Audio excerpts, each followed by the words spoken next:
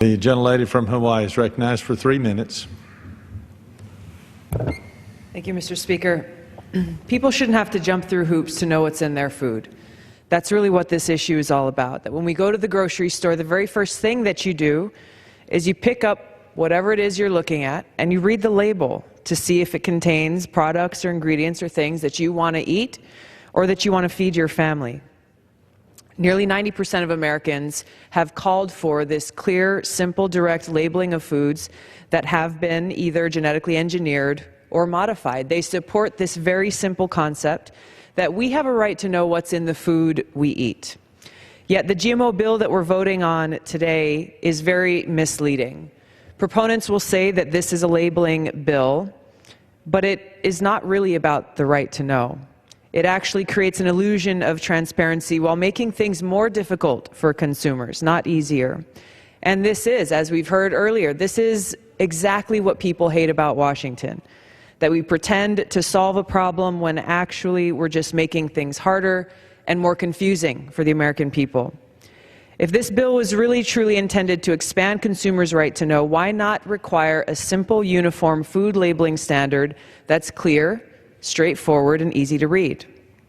Instead of doing that, this bill creates a system of electronic codes, symbols, and text that are intentionally confusing to consumers, making them work harder to try to get access to information that should be readily available to them. Additionally, this bill lacks any enforcement measure to hold companies accountable if they don't comply with labeling requirements. This bill has raised concerns from the FDA over the bill's narrow definition of genetic engineering that leaves common foods without any labeling requirement at all.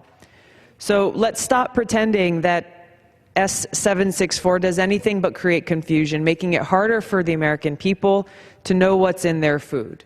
This is exactly the opposite of what they're calling for.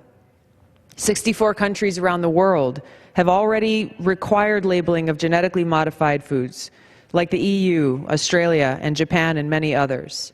And this is what we're calling for today. For here in the United States, we must have one uniform national labeling standard that is simple, clear, and makes it easier for consumers to make their own informed decisions about the food that they're eating.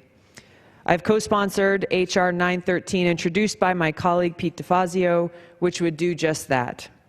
The bill passed by the Senate and the bill before us today is a bad bill that does not serve the best interests of the American people. That's why I strongly oppose this bill and urge my colleagues to do the same. I yield back.